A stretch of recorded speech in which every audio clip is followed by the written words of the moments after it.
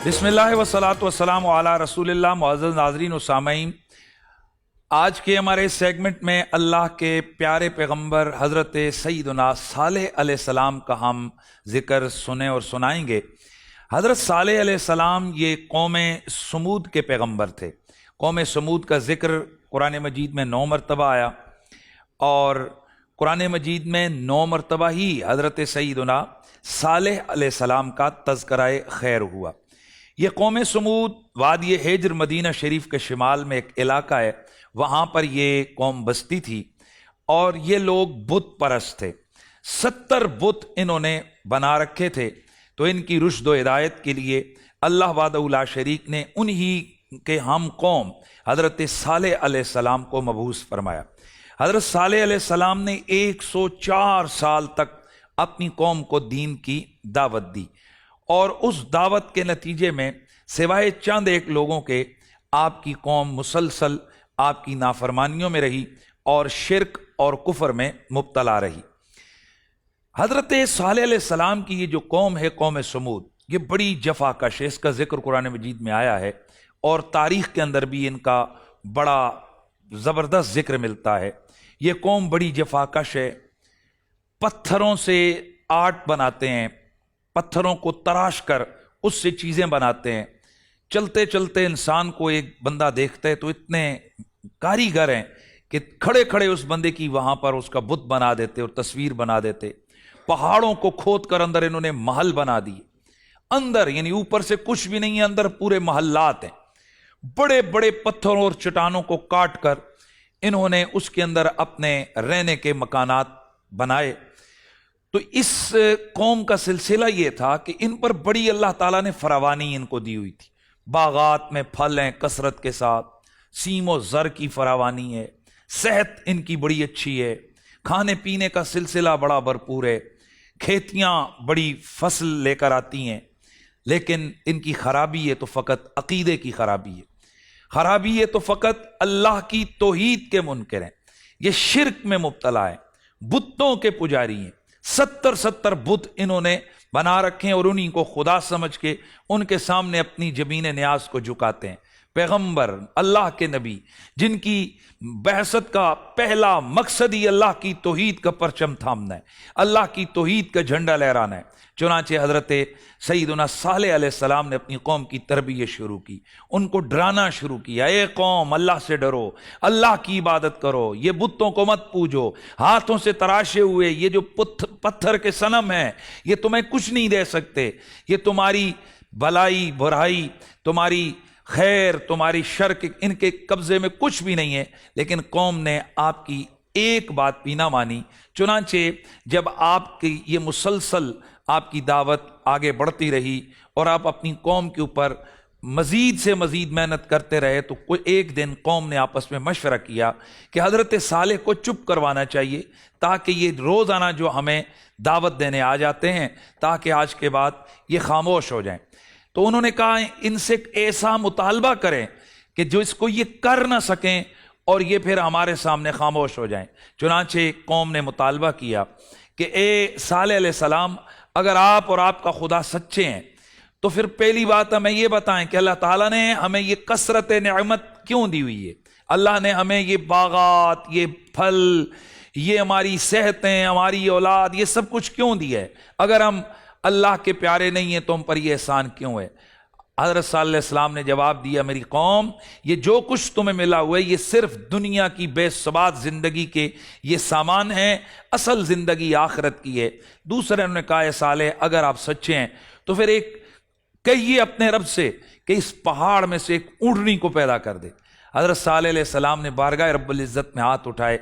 अल्लाह ने अपने नबी की इज़्ज़त चूँकि रखनी होती है और जब नबी का दुश्मन उससे कुछ मुतालबा करता है तो अल्लाह वहदहू ला शरीक नबी की मदद और नुसरत के लिए उसे मौजज़े की कुव्वत अता करके उसके मुखालिफिन का नातका बंद करता है। हज़रत सालेह अलैहिस्सलाम, आपने जिस वक्त दुआ की तो अल्लाह ताला का करना कि पत्थरों में से एक पहाड़ी में से एक ऊँटनी जो है वो नमूदार हुई, जिसे नाक़तुल्लाह, अल्लाह की ऊँटनी का नाम दिया। اب دیکھیے اس اونٹنی کو بھی اللہ نے پیدا کیا اور باقی اونٹوں کو بھی اونٹنیوں کو بھی اللہ پیدا کرتا ہے، تو اس کو صرف ناقۃ اللہ قرآن میں کیوں کہا، کیوں اس کا نام ناقۃ اللہ رکھا گیا؟ تو اس کی وجہ یہ ہے کہ یہاں یہ اضافت تشریفی ہے۔ اس اونٹنی چونکہ یہ ایک معجزہ تھا پیغمبر کا، تو اس کی عظمت اور شرافت کو واضح کرنے کے لیے اس کا نام رکھا گیا ناقۃ اللہ، یعنی اضافت کی گئی۔ اسی طرح معزز ناظرین و سامعین، سارے نور ساری روشنیاں اللہ کی ہیں، لیکن حضرت محمد الرسول اللہ کو نور اللہ اسی لیے قرار دیا جاتا ہے کہ آپ اللہ وحدہ لا شریک کے محبوب ہیں اور آپ کے ذریعے سے کائنات میں نور پھیلا۔ بہرحال حضرت سیدنا صالح علیہ السلام کے معجزے کے طور پر وہ اونٹنی نمودار ہوئی، تو حضرت صالح نے اپنی قوم سے فرمایا، اے میری قوم، یہ ہادی ناقۃ اللہ، یہ اللہ کی اونٹنی ہے، اب اس کو تم نے کسی غلط نظریے سے ہاتھ نہیں لگانا، لہٰذا اب تم نے اس کا خیال رکھنا ہے۔ اگر اس اللہ کی نشانی کی تم نے نافرمانی کی، یعنی اس کو تم نے جھٹلایا، اس کی خرابی کی کوشش کی، تو پھر اللہ کے عذاب سے تمہیں کوئی نہیں بچا پائے گا۔ اللہ اکبر۔ یہ اونٹنی کیا ہے؟ یہ جس طرف جاتی ہے اس کے آگے جو آتا ہے یہ کھاتی ہے، لیکن اللہ کے نبی نے فرمایا کہ اب ایک سلسلہ ہوگا، جس جگہ جن چشموں سے جس کنویں سے تم پانی پیتے ہو، ایک دن اس کنویں سے یہ اونٹنی پانی پیے گی اور ایک دن باقی قوم اور اس کے جانور پانی پیئیں گے۔ چنانچہ یہ اونٹنی ایک دن اس کا ہوتا اور ایک دن باقی قوم کا۔ تو یہ بات انہیں اپنی حیثیت کے حوالے سے یہ چیلنج لگی، اور ان میں سے کچھ بدبختوں نے، اور یہ بھی ذہن میں رہنا چاہیے، ان بدبختوں میں 2 مالدار عورتیں تھیں جن کے پاس دولت اور پیسے کی فراوانی تھی، تو انہوں نے 2 لوگوں کو خریدا، ایک قدار بن سالف تھا اور دوسرا مزدہ۔ ان 2 کو انہوں نے لالچ دیا کہ اگر تم اس اونٹنی کا کام تمام کر دو اور صالح علیہ السلام کی اس اونٹنی اور اس کے بچے کو قتل کر دو تو ہم تمہیں اتنی مال اور دولت سے تمہیں نوازیں گی۔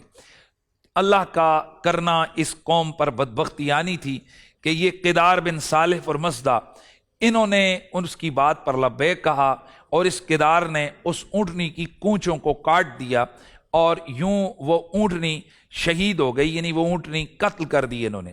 حضرت صالح علیہ السلام تشریف لائے، آپ نے اس اونٹنی کو جو کہ ان کا معجزہ تھا اسے قتل ہوئے دیکھا، تو حضرت صالح علیہ السلام رو پڑے۔ آپ نے فرمایا، اے قوم، تم نے اللہ کی نشانی کی بے قدری کی ہے، تم نے میرے اس معجزے کو چیلنج کیا ہے، اب اللہ کے عذاب سے تمہیں کوئی نہیں بچائے گا۔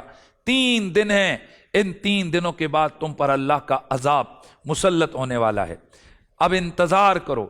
چنانچہ اس قوم نے دوبارہ آپ کا مذاق اڑایا اور کہنے لگے، اے صالح، ہے اگر تیرے پاس کوئی قوت اور طاقت تو 3 دن کیوں ابھی اپنے خدا سے کہ وہ ہم پر عذاب لے آئے۔ لیکن معزز ناظرین و سامعین، خدا کی تقدیر کے جو فیصلے ہوتے ہیں وہ فیصلے بڑے واضح ہوتے ہیں۔ اللہ کی تقدیر کے فیصلے جو وقت مقرر ہے، ہر کام اسی وقت پر ہوتا ہے۔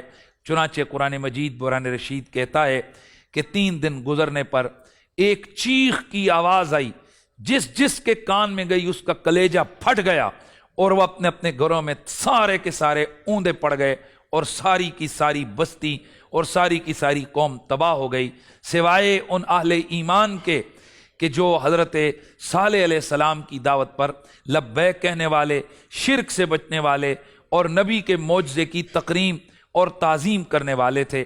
بعض جگہ پر آتا ہے کہ آپ کی اس قوم پر کڑک، بجلی کی کڑک، ایک گرجدار آواز آئی جس سے ان کے دل دہل گئے اور دل پھٹ گئے، اور یوں یہ ساری کی ساری ان کی قوم یہ تباہ و برباد ہو گئی۔ معزز ناظرین و سامعین، آپ چند دنوں سے سماعت فرما رہے ہیں کہ ہر نبی کی قوم پر عذاب آ رہا ہے، اور عذاب کیوں آ رہا ہے؟ کہ وہ قوم اپنے نبی سے ٹکرا رہی ہے، وہ قوم اللہ کی توحید کا انکار کر رہی ہے، وہ قوم اللہ کی شریعت سے باغیانہ پن اختیار کر رہی ہے، باغی ہو رہی ہے، لہذا اس قوم پر عذاب آ رہا ہے۔